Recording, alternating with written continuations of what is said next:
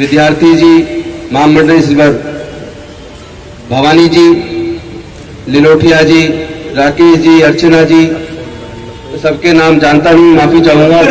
आप सब लोग शामिल हैं, रविशंकर जी, गौतम साहब, जत्थेदार जी, भास्कर जी और साथियों, सबको क्रांतिकारी जय भीम।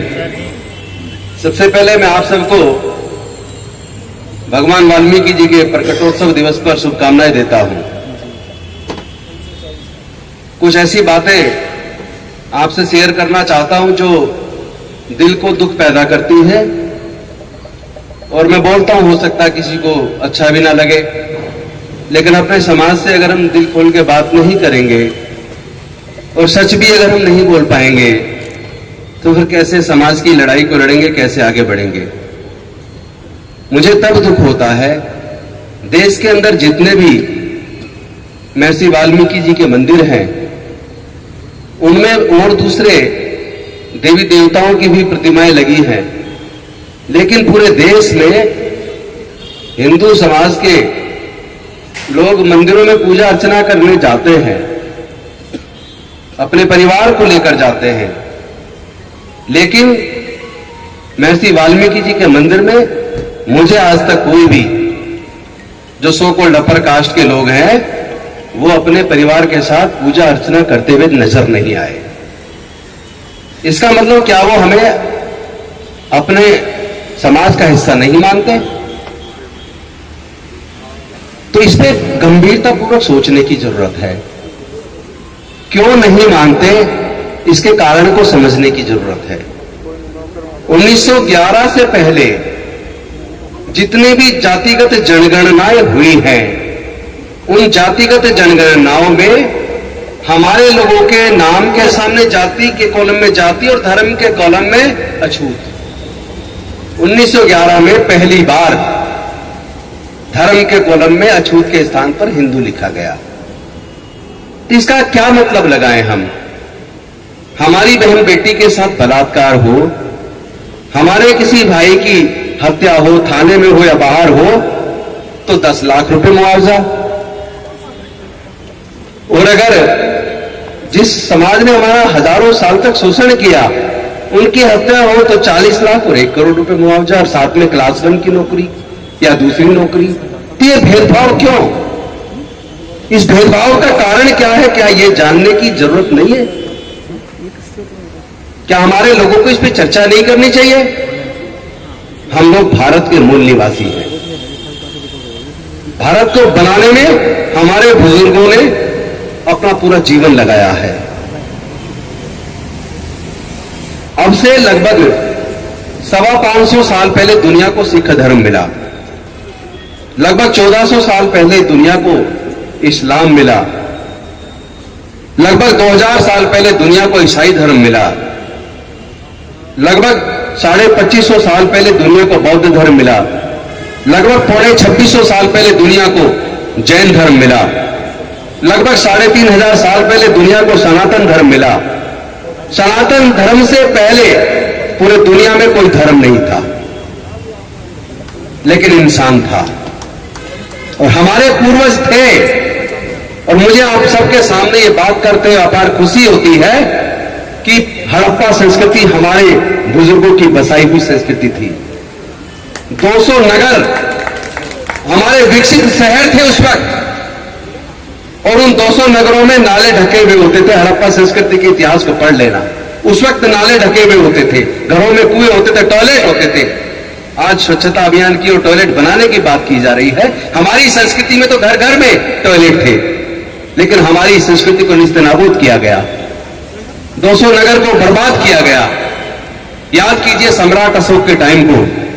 सम्राट अशोक के टाइम पर भारत बौद्धमय था, लेके म्यांमार से काबुल कंधार तक पूरा भारत बौद्धमय था। हमारे बुजुर्ग बौद्ध थे। आज देश के किसी भी हिस्से में अगर कहीं खुदाई होती है, तथागत बुद्ध की प्रतिमाएं निकलती हैं।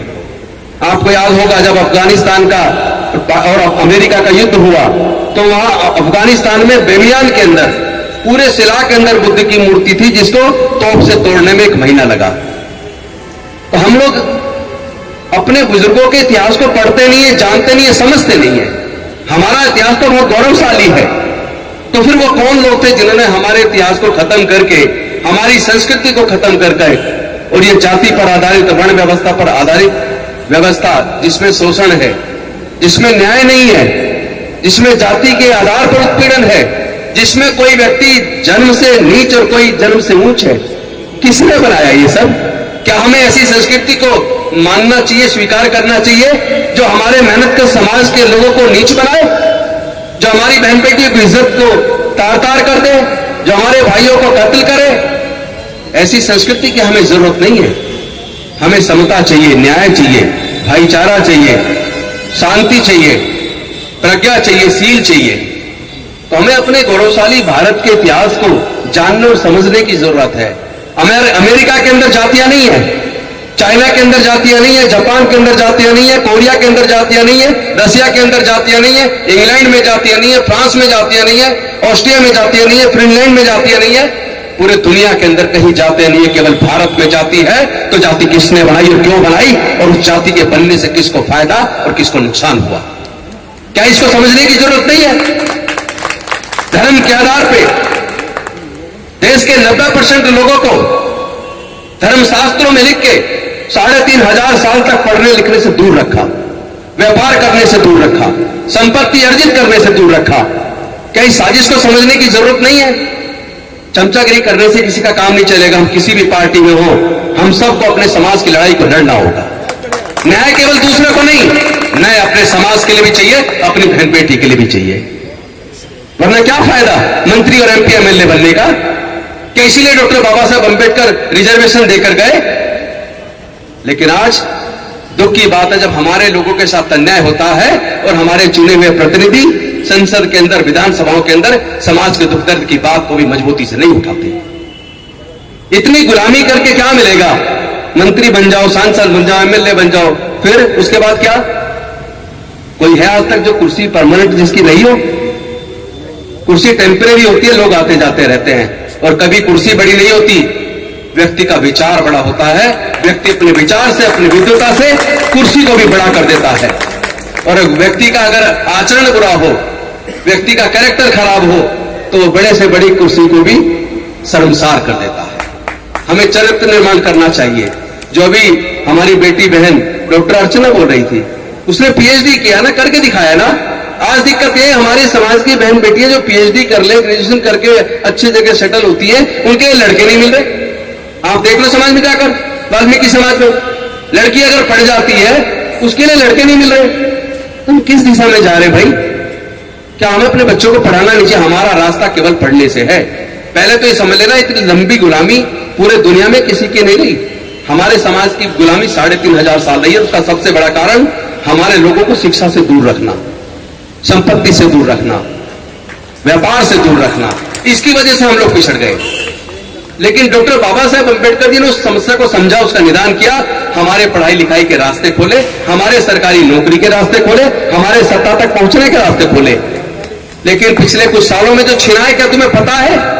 क्या तुम्हें आभास है तुम्हारा क्या चला गया? आज आपसे एजुकेशन छीन ली गई है। आज आपसे एजुकेशन छीन ली गई है। पूरे देश के अंदर पिछले 15 से 20 सालों के अंदर लगभग 2 लाख सरकारी स्कूल बंद हो गए। पता है आपको? क्या जनसंख्या कम हो गई है? जब देश की जनसंख्या बढ़ रही है तो क्या स्कूल खुलने नहीं चाहिए थे? सरकारी स्कूल बंद होते जा रहे हैं, प्राइवेट स्कूल खुलते जा रहे हैं, और उसकी फीस इतनी ज्यादा है कि हमारे समाज के बच्चे अपने पढ़ नहीं पाएंगे। कोई बच्चा सरकारी स्कूल से मेहनत करके, अपनी मेहनत से अगर इंजीनियरिंग में या मेडिकल में आ जाता है, इंजीनियरिंग के अंदर आपको जान के ताज्जुब होकर दुख भी होगा, इंजीनियरिंग के अंदर 2,10,000 रुपया फीस इंजीनियरिंग के अंदर है सरकारी कॉलेज में। क्या हमारे समाज के 99% के लोग अपने बच्चों की 1 साल की 2,10,000 रुपए की फीस जमा कर सकते हैं क्या? तो क्या सरकारों को दिख नहीं रहा? क्या जानबूझ के इतनी महंगी पढ़ाई करती कि हमारे बच्चे पढ़ ना पाए? और दूसरी तरफ जो नौकरी लगती थी, नौकरी छीन ली, ठेकेदारी प्रथा लागू कर दी। आज ठेके पे भर्ती हो रही है। जिस आदमी की तनख्वाह 50,000 होनी चाहिए, वो ठेके पे काम कर रहा है, उसको 10,000 रुपए 8,000 रुपए मिल रहे हैं। और अगर वो बोलता है तो उसको कह देते कल से मत आना। तो आपका रिजर्वेशन खत्म कर दिया गया भाई। थर्ड क्लास फोर्थ क्लास की जो वैकेंसी होती थी पूरी तरह ठेके पे है, और ठेकेदार जब चाहे लात मार के बाहर निकाल दे। और अब तो क्लास 1 पोस्ट पे भी कॉन्ट्रैक्ट पे भर्ती हो रही है। और तो और जो मेहनत करके हमारे लोग आईएएस आईपीएस बनते थे, अब तो डायरेक्ट लेटरल एंट्री से आईएएस बन रहे हैं, ज्वाइंट सेक्रेटरी डायरेक्ट बन रहे हैं, और उसके अंदर कोई रिजर्वेशन नहीं है। और जहां जहां डायरेक्ट नॉमिनेशन है, जहां सरकारें खुद नॉमिनेट करके बना देती है, वहां हमारे आदमी का एक का भी नंबर नहीं आता। तो ना हम व्यापार में है, ना हम पढ़ाई में बचे, ना नौकरियां बची। तो क्या ऐसा तो नहीं है एक साजिश के तहत दोबारा हमारे लोग को गुलाम बनाया जा रहा हो? क्या हमारे बच्चे सरकारी स्कूल में जो हालात है उससे पढ़ के कुछ बन पाएंगे? तो मैं ज्यादा कुछ नहीं कहूंगा, क्योंकि और भी लोग बैठे सोचेंगे कि यार मंत्री जी ने ज्यादा टाइम ले लिया। मैं सिर्फ ये सवाल आपके सामने छोड़ रहा हूं कि कृपया इन पे चिंतन कीजिए कि हमारे बच्चों का आने वाला भविष्य क्या है। ऐसा तो नहीं है कि दोबारा हम गुलामी की तरफ बढ़ रहे हैं। कि हमारे बच्चे हमारे ऊपर थूकेंगे नहीं कि इनके होते हुए हमारे सारे अधिकार जो बाबा साहब ने दिए थे वो छिन गए और इन्होंने कुछ नहीं किया। इसलिए मैं करूं, चाहे हम लोग किसी भी पार्टी में हो, लेकिन समाज के मुद्दे पर सब लोग एकजुट हो जाएं।